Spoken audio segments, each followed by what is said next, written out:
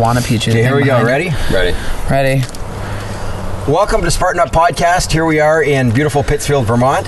Dr. Johnny. We have David DeLuca. We have Sephra. And we have Joe, who's back from Singapore. Back in from Singapore. We're at Muddy's. Muddy's was putties. We're out in the woods. It's kind of, how would you describe this place? This Magical is and rad. an oasis of funkiness in the Green Mountains. I think it's also reclaimed forge funness. Yeah. Anyways, who are we? We got Charlie Brennemen, aka Spaniard, wrestler, top of his game, becomes an MMA fighter, plays like a pro. I think anybody listening is going to be blown away because you're going to be able to take life lessons, Johnny, you know best, from wrestling, from fighting, on how to be driven, how to get ahead, and how to push through adversity.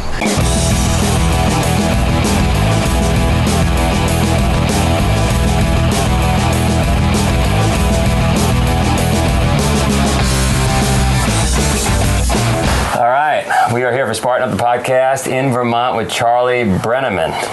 Proper pronunciation, was that good? That is correct, yes. And we're talking about, as we always do, what makes somebody successful. It could be a mom, a monk, a business person. In this case, it's an MMA fighter and or wrestler. Really, you started at wrestling.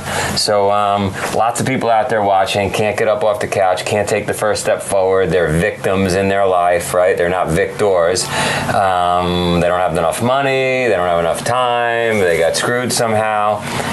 Let's talk about how do we get people up off the couch? See, I was lucky. I was born into a family. My family was awesome. I was born with my mom and dad. They offered me the support. They offered me the environment that I'm now realizing is the reason for my success. But also the reason that I bounced back from setbacks or failure. So I think for someone like that, one, you have to want to do it.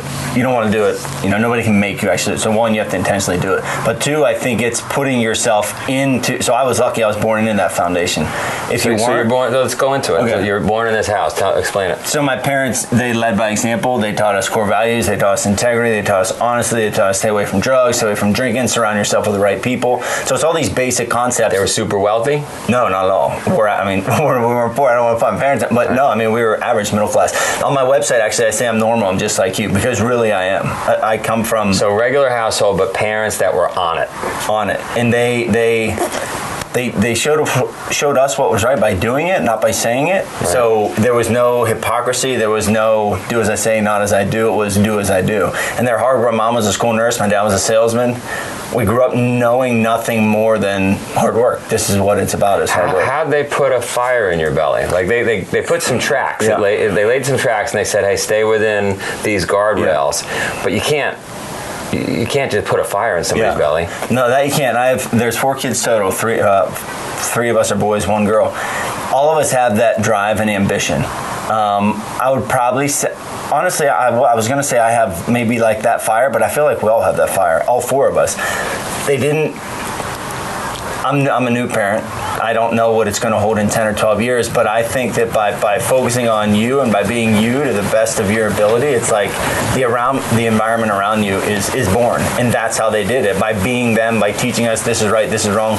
When we succeed, I say this a lot too, my parents, all of us, but me especially because I was so headfirst in wrestling, they encouraged us, they provided opportunities for us to succeed and us to fail all the time. Sometimes I win, sometimes I lose, and whether I won, my mom was there to bring me back down, and if I lost, they were there to push me back up. So I think that was, practically speaking, a huge thing that as a parent or as a leader you can do. But and you and I are new parents, right? Yeah, I guess you never know if you did a good job until you're gone, I guess. But again, they could bring you to those events. They could, because I'm asking for myself, right? How do you get the kid? Because it sounds like you and your brothers and your sister just woke up ready to go. Yeah, we certainly did. I don't have the $1 million answer to that question. All I can say is maybe I was lucky to be born into a family, a foundation like that, where my parents had the drive. My parents had the same drive I had to be a UFC champion or to conquer the world. They had to. So you saw that. To raise me, and I get emotional about it, but to raise me and my brothers and my sister. So maybe to the person on the couch who doesn't have that motivation, okay, you don't have it, you weren't that lucky. Find someone who has it and put yourself around that person. That's an interesting point, right? Because I hear a lot, you're an average of your 5 best friends. And somebody I recently interviewed said, if the people around you are not pulling you up, get new people. Yep. Doesn't matter family, as harsh as that sounds. So maybe that's it, right? Maybe you're not around influential people. Yeah, for me, that's 100% it. It's like, how do you change a bad habit, or how do you acquire a new habit? Diminish the amount of obstacles in between you and that habit. It's the same deal. What do you want to be? What do you want to do? Okay, well then put yourself in every favorable situation you can by being around those people. So in your example, it's hard to train. It's hard for all of us to train, right? Who really wants to wake up and sweat and work that hard? You know how good you feel afterwards, but getting through it is hell. Yeah. So you're saying, just get yourself to the gym. Get there. Right? Get around some other people. Get there and be around that. And I'll tell you first-hand experience. So I heard you talk to one of the kids yesterday about, what do you drink? Soda, this, that. Drink water. And I have to tell you, this morning when I woke up, I put less sugar in my tea than I normally do, because I thought, what if Joe's watching? You know what? You never know who's watching. Right, or it's true, because I have an influence, right? If it wasn't Joe, it was somebody else. Whomever is giving you some advice. Yeah, to anybody listening, you don't need anything but water. Yeah. Maybe some coconut water when you're in a jam, but other than that, you don't need anything but water. Can I even have a soda on Saturday? You don't need soda, you don't need coffee, you don't need it. My friend was recently with Warren Buffett. Warren Buffett owns a huge percentage of Coca-Cola. And him and Charlie Munger, his partner, their feeling is, well, it provides happiness. What's the big deal? You got to look at the upside, the downside. Is it really going to kill you having a soda if it makes you happy? But you could make that argument about a lot of things. Yeah. Is it really going to kill you not going to the gym that day and just enjoying the beach? Is it really, right? But those little things add up. They add up. I used to say to my wife all the time, because when I was fighting, it was just, that was it. That was priority. And in my career, I wasn't lucky to live in South Jersey or New York City. Like, I come from rural Pennsylvania, so I had to travel for it. And I would get up and drive 2.5 hours, train for an hour and a half, drive 2.5 hours. Wow. Why do you do it? Why do you do it? It's just once. Like, just stay home on Sundays. And I said, because if I do it once, it's going to be easier to do it again, and then again, and then again, and then a new bad habit is formed. So right. I think that's another key thing that people can take away with it, is treat each thing, each opportunity as like the event, as the big thing, as the tough workout. Because if you start to cut corners, then it just becomes a bad habit. My wife will kill me for this, but one of the discussions around the house, we said, I'm going to turn the radio down, hang on. We said, and this is going to sound ridiculous to some of the listeners, but I had read Pumping Iron when I was a kid, with Arnold Schwarzenegger, and he had learned English by watching English-speaking television, right? He was in Europe. And so I said, well, why don't we have our kids only watch Mandarin TV? If they only watch TV in Mandarin, they're going to learn Mandarin. Eventually, it's just going to, right through osmosis, that's what they're going to learn. And so we did it, and so my wife will say, which is fair, I'm not complaining, she'll kill me if she watches this, hey, so their friends are over. Just let them watch regular TV. Hey, it's Saturday night, just let them watch regular TV. But I bet you, if you charted the data, it would shock you, right? Yeah. It's like 60 nights a year. Those are... typical television show could be an hour and a half, right? A movie could be an hour. That's like 90, 100 hours they could be learning Mandarin. But that's a hard thing for people to get, and I think you just nailed it. If you treat that one show like the event, then you do it every time. You do it every time. And it's osmosis is another thing. Yeah, technically I can't tell you what osmosis is, but it's being around, it's absorbing. And I'm teaching my daughter Spanish, so when we go on 2-hour trips, and she says DB, she said DBB. I say okay. She doesn't know, but great, awesome, because you're going to learn Spanish for 2 hours. Right. And just put it in, and it's like she won't know any different. Yeah, right. And as a leader, as a parent, as a whatever, the more you instill that culture and that standard of excellence, it's like there's a new breed, and obviously that's what you're doing. Yeah, that's what we're trying to do. I mean, easier, I think, with kids than adults, right? We got a lot of adults that come through our events, 1 million a year. Hard to break habits, but that's why I love hanging out with kids and teaching kids this whole thing. Why don't you and I go knock out 300-400 burpees, come back, and we'll do the other half of the show. Is that cool? Probably do that, yeah. All right, let's go do it. I hope you're not sitting still while you listen. If you are, you better get a burpee break in. Burpees are kind of like sprawling, right? What do you guys call them in wrestling? Sprawling, hit it, sprawl, yeah. Yeah, and how many would you do typically when you did your workouts? I can't give you an honest number. I mean, the workouts differ, 50, 100 here and there, but the worst ones ever were at the end of practice, and with Muhammad Ali just passing, not counting push-ups, so it starts hurting. That's when it was the worst. Maybe we only did 15 or 20, but it's when you want to just die, and coach saying, hey, hey, hey. And it's just like, it's like that. It's the worst. You know what I was thinking today is there's a line we all draw, right? And so for you, let's say that practice was 2 hours or whatever it was, you had in your mind, there's the line. I'm done at that line. And it occurred to me today, what we're trying to get people to do is move the line. Right, just move the line. Or not have a line. Yeah, because if you're dependent on me to take you just to the line, I don't know where that line is. We got to move it. Yeah. Right, and if you don't move it, you're not going to get any better. Yeah, I count reps. I grew up. If you ask what my favorite exercise is push-ups. I grew up doing push-ups. When I was a kid, I did 1,000 in a night because I was just infatuated with it. Right. And I was training a kid the other day, and I said, all right, we're going to max out push-ups. He did 71, and I did 72. And I thought, wait a minute. If I wouldn't have known that he did 71, would I have done 100 or would I have done 50? So now I'm starting to think, like, maybe let's just get rid of the line. Maybe. Yeah. Rob Cole, from Cornell, he said to me when kids, and I may screw this up, Rob, if you're listening, but when kids come in for the new semester wrestling, he puts them on a treadmill, max speed, run as long as you can. Yeah. And he said a kid will come off, and by the way, like whether or not you're going to wrestle is dependent on how well you do. Kid will come off the treadmill, and I'm making up a number. I did 242, coach. I could not go one more second. Then another guy will go. Then another guy. By the end of the week, guys are doing 6-7 minutes because everybody keeps moving right. Because it's standard. When a record gets broken, all of a sudden everybody's breaking the record. Yeah, I think in with the 4-minute mile, I think it took like forever to break it, and then it was like, oh yeah, okay, it's doable. Yeah. So talk to us about wrestling.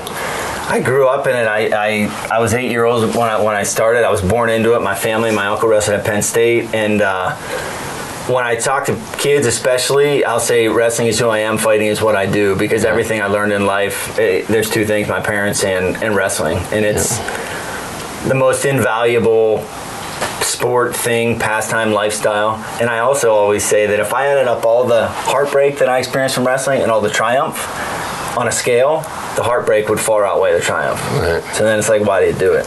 And I don't know. I told the kids yesterday you're in a cult, so like it or. But it's the journey, right? Yeah. It's not the goal. I mean, you did. I heard you talk yesterday. You talked about, look, you wanted the NCAA title, you want to be All-American. You didn't get those, but think about the journey, right? That look, Kyle Daigle, look what just happened to him, right? So for those of you listening, he was trying to get in the Olympics and it didn't work out, and I guess he'll come back and try to get in the next Olympics. But to work 15 years, right?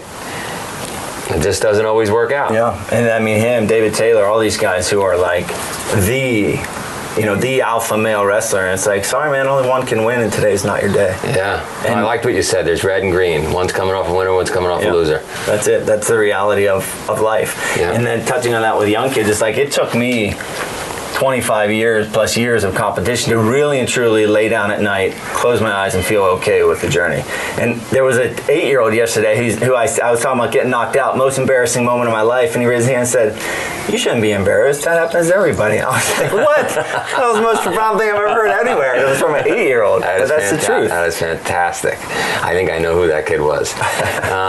So wrestling's over. And then what? Then you were going to go get a career? What happened? I did. So wrestling was over, and I was done with it. What year? How old were you? 04. I was 23. Got it. And I went back home. My wife busts on me all the time and sings glory days when I drive back home, because, that was it. I was coming home. I was ready to take over wrestling, teach Spanish. And then after about a year, I got restless, and I didn't know why. And I decided to run a marathon. I thought, well, that was cool, but no, I didn't really fulfill. And then I did a reality show. I was on Pros vs. Joes. I won that on Spike TV. Nice. And then I got back and thought, like, this is awesome, man. I have it. Mentally, I have it. And it sounds awkward to a regular person, but I missed, like, dominating people. I missed grabbing a hold, throwing down, whatever, dominating, getting whatever. Right. And I looked at my attributes physically, mentally, and fighting was the only thing that made sense. So. And wrestling's not. There's not a lot of impact, right? Like, you're not getting punched. So to make that leap, was that a big leap? Yes and no, because while there's not as much like actual thud impact, the intensity and the pressure is more. So you're backing off the intensity and the pressure, and you're adding in a new element of like thud, punch, kick. Get ready for that. So it's actual wrestling. The intensity is more than 100%, because in fighting and boxing, you're standing like this or waiting for that moment. Jiu-jitsu, you're on your back. Wrestling, it's like boom. Right. I heard a saying one time that said, when you're a tank, you happen to things don't happen to you. Right. And like that's wrestling. Like that's it. Right. Fighting, it's a little bit more like even keel. So you raise your hand and you say, so how do you become a fighter? How do you get in the UFC? I did. I'm glad. This is another practical thing. Do it. I said that I had to learn to be a fighter. I wanted to be it, so now I have to learn. So I looked up a gym, went there, looked terrible. My kicks were terrible. I was like a blue chip prospect because of wrestling, but in reality I was terrible at what I was doing, so I just put in the time, work. And by then, by 2004, MMA's UFC stuff's kind of moving along already, right? So you got some competition. Yeah, it was because it took me a good year or two before. So 2004, then it was 07 before I left my job. So then like to 08, 09 is when I really started training. And at that time, it was established. It was on TV. It was. You got real competition. Yes, right. And now it's even higher level competition. Sure. I'm sure in 20 years I'll be one of those old guys who wasn't even really good, but it's relative and that'll happen to everyone. Sure. But I just went to work and then training and then got my master's and then moved to Jersey and New York and trained my butt off and surrounded myself. The first two guys that I connected with in fighting were Frankie Edgar, who's a UFC champion, and Eddie Alvarez, who's fighting for the UFC belt. So there's that example. Surround yourself with friends that are pulling you up, right? It's awesome. You're either going up or down, and those guys, I wasn't going to not show up. Frankie says, hey, come here. I'm going. That's just all I think. And how many hours a day? What was it like? For me, the actual training, the quantity's not that much, and that may be because it's fighting, and you can only take so much, but quantity, anywhere from like a short one workout day, maybe an hour, anywhere upward to 4 hours probably. But for me, like I said, it was driving. Like I would put 30,000 miles in my car every year just driving back to practice. Hour and a half, train for an hour, drive an hour. It was like... Eventually, it got to a point in life when I have a wife, I have a daughter, I have a house, I have the future where it was like the return on that investment wasn't there. It's just not there. I would love it to be there. I hope it is, but if it's not, I'm at a point where it's like, So you get to a pretty high level in UFC. Tell us about it. Yeah, so I got to the UFC. I would win, lose, and then I had my breakthrough Rocky moment, and at that time number 6 ranked guy was supposed to fight another guy, and whoever won was going to fight GSP, and one of the guys got busted for high testosterone, and they said we need a sacrificial lamb to throw in there, and that was me. And I went in and I wrecked that kid's day, and I beat him up, and it shot me into number 7 in the world. And then I had a period of time where I was up there, and when you're up there you fight the buzzsaws, and the buzzsaws beat me, and got it. I continued, did pretty well over the next couple of years, and then last year was 2 years ago was kind of a transition in life, and resulted in not good performances, and so I got released. And what are you doing now? I started speaking and mentoring. So I've taken the foundation of what I was brought up on, what we talked about, and now I'm teaching it to young people. Institutionalizing it and going around. And so who do you speak to? So I do a lot of speaking to schools, and that's really focusing on the foundation of like, okay, these are the things I talk about, having vision, I talk about values, defining how you view success, accountability, and then on the other side of it, the more mature audiences, businesses, etc. I talk about, all right, well, like how did I actually implement that into transitioning from being a Spanish teacher to a UFC fighter? Love it. We should, we do some corporate stuff up here. We should definitely get you involved in that. Absolutely. And then we have an education program where we're going into schools, which Jay, you should talk to him. But we'd love to, you're a great speaker. I watched you speak last night, and you're motivational, and so good stuff. Well, that means a lot, man. I appreciate it. Mom, my pleasure. And you kill me. In addition to meeting you here, he also met Colonel Nye at Madison Square Gardens. Had some really interesting things to say in that interview as well. Let's check out some of that interview. So here we are in New York City today, the home of the NCAA Division I Wrestling Championships. I, as an ex-mediocre high school wrestler, am jazzed up to go and see these guys. All right, so here we are inside Madison Square Gardens, Spartan Up the podcast. We were walking around and I looked over and saw Charlie Brennemen. What are those keys that have gotten you this far? Yeah, I think I've outlined them and I talk about them in my programs, but one of the most important is surrounding yourself with the best. So nothing I've done, nothing any of these guys do, nothing any of us do is the result of us. It's the result of the team around us. Whether, for me, I was fortunate to have my family, from a very young age, with my family. Then I got to my wrestling coaches, and then my friends. It's like the people you spend your time with. And as I'm getting into professional speaking, it's the same thing. I'm zooming, I'm finding out who are the best. And then I'm approaching them authentically and saying, I would also like to be the best. What can you teach me? What can I do for you? How can I learn? Yeah, I'm glad you say that. I always, in my career, I always kind of put myself with a group of guys I always thought were the fastest runners. And I don't mean physically on a track. I just meant the guys I thought. And then I just did my best to keep up with them, right? I mean, they kind of pull you along, right? They make you better if you surround yourself with betters. In those cases, those times when you're down, if you will, and that obstacle looks like it's maybe too hard to conquer. What then? How do you get around that? I think that, and this has taken me a lifetime of succeeding and failing to really realize, but I place a giant emphasis on systems and processes.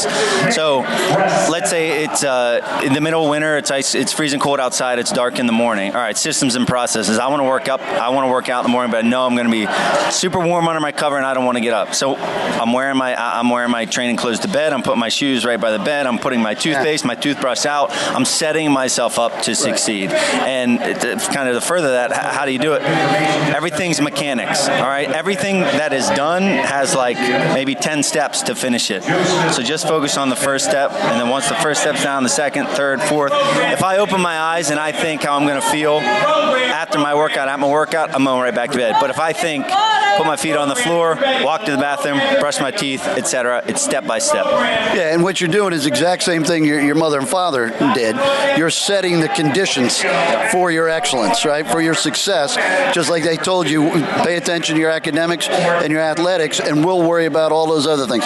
We'll set that environment, right? And you hear that a lot in the military. That's a term, set the conditions for success. And you go out and clear out everything else, so whoever's got the task of that it's clear. The path is cleared out. All other obstacles are moved, and you've got the primary problem given to that guy, and he's got to tackle it. And let me kind of follow up with this to touch on that and kind of bring that full circle. I sometimes laugh organically, for real, when I say that I'm a professional fighter, and I say that I went from teaching junior high Spanish to fighting Rick Story and Johnny Hendricks in the UFC. I laugh at it. It's funny. It's amusing, but it's real. It's my real life.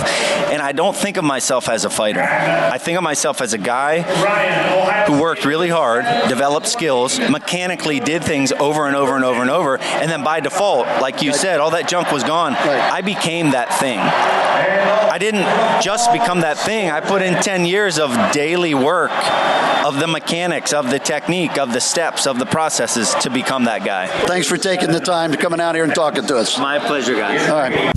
So yeah, very much my wheelhouse, Joe, with him here with the wrestling camp, and can't think of any better guy to have around your kids as far as teaching them lessons. Your instinct as a parent right away is you're a little nervous when you talk about MMA fighting, maybe not wrestling so much. Like, is he going to send out the wrong message because you're thinking blood and guts and just craziness in the cage? But and then you find out he comes from a wrestling background, and then you find out he's a normal guy and he just put in his time. So yeah, I think great influence on kids. The idea too, you talk to different people who come from really crazy circumstances, and lots of times that's the story. I think it's neat that with him the story is that there wasn't a crazy circumstance. He's saying, if I can do it, anyone can do it. There's no moment that changed everything. It was, except for you like to talk about 10,000 moments, right? The idea that you just kept going back and doing the work. Yeah, and I think it's awesome. Choose what you want to do and just keep doing it.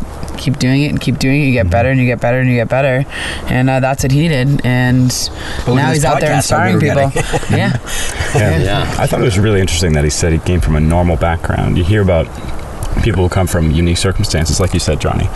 But I think those stories about people who come from unique circumstances can sometimes backfire, because people hear those stories and they think, oh, I have a normal life. I wish I grew up in hard circumstances so I had the motivation to do these kind of things. But really, when you talk to someone like this guy, he's basically telling you that no matter what your upbringing is, even if it's super easy, you don't have any challenges, you still are solely responsible for your own success. Yep. You have no excuse. Yeah. Yeah, I think you nailed that. I think for me, the way he got into our life here and into the podcast, he reached out. I think he reached out to you, Marion, and I didn't know who the Spaniard was, and he kept reaching out. And then finally we connected on email, and as I do with everybody, I said, look, I'm going to be in Vermont. We'll get this Agoge thing going on. Why don't you just show up? Very short email, as I usually do, right? 2-3 sentences, and he's then trying to navigate it. And he played like a pro. It wasn't a lot of the responses you get from things like that. Well, who's covering my travel? How much am I getting paid? And he didn't do any of that. He just wanted to be here, make the connection, and put money in the bank, of the network bank, we'll call it, right? Yep. And then see where it leads from there. And so he got an opportunity for the weekend to meet a bunch of people and maybe expand his network. And I think that's where so many people fail. So many people I interact with over the last 30 years, I'm sure you guys do too, that are so stuck on, I'm sorry, I'm going off the rails here, but it goes back to when I used to clean swimming pools. My job was to clean the pool. That's what I got paid for. But I also cleaned the shed. I straightened up the lawn furniture. I went above and beyond. I wasn't getting paid for that, but I didn't care, because maybe those people remember it and it comes back to me 25 years later. And that's the feeling I got from the Spaniard. I don't know if you guys did when you saw that. I mean, you go that extra mile, and then you do what needs to be done for those around you, and you do it out of the goodness of your heart, and that's your integrity and who you are, and that shines through to everyone. And those are the real things that people remember. It's not I wear this one cap and this is my only cap, and if I have to wear another cap, there's something to even talk about. It's just you dive in, you do it. And I think that's what everyone does for these races around here, and for muddies, and for everything. You do what needs to get done, and people see that, and it shines through your character. Yeah. Absolutely. And to what you were saying about him being willing to come and put the time in and actually make an investment in the as you call it, the network bank. And I think about so often when people invest in they think, what's in it for me? If I do this, what do I get now? And when you look at life, there's so much that, going to the gym, it's not what you're going to get now. It's if you go to the gym and do it again and again, what are you going to get down the road? And you talk about the cookie. But Charlie clearly is a guy who gets that you do the work and you don't look for that immediate payoff. Whether it's coming and doing a podcast in Vermont, or whether it's going to the gym, or whether it's training, a lot of it, the payoff's going to come way down the road. And so many people aren't willing to do that, or aren't able to do that. They're not able to attach today's effort with a potential reward way down the road. They want the effort, the reward today, and that doesn't have that compounding interest effect. So if they're only going to cash out each day, that's a great lesson. Johnny, that really reminds me of a great horticultural analogy I can make here on this next season. No, but you're talking about a networking bank, a seed-saving bank. People are like, why do you save seeds, right? It's because for future generations, you need to maintain the biodiversity of what we have now. And at the rate that we're destroying everything, you know what? You have to save it and caretake it so that it can be replanted for future. Sure. And it's like, that's just where my brain goes. As crazy as that sounds, the number of farmers that now listen to our podcast. That's awesome. Yay! Or what about the number of Spartans that are now farming? It's all good. There's another good thing. Across the board. Speaking of our podcast, whether you're a Spartan racer, a farmer, or seed saver, MMA wrestler, or Spaniard, make sure that you come and check out all of our podcasts. SpartanUpPodcast.com. Watch us on YouTube. Listen to us on iTunes. Come see us. We enjoy it. Thank you for listening to another epic story of success. We hope you enjoyed the episode. To find more show notes, audio, and video, please visit us at SpartanUpPodcast.com. The Spartan Up Podcast is brought to you by Spartan. To find a race near you, visit Spartan.com.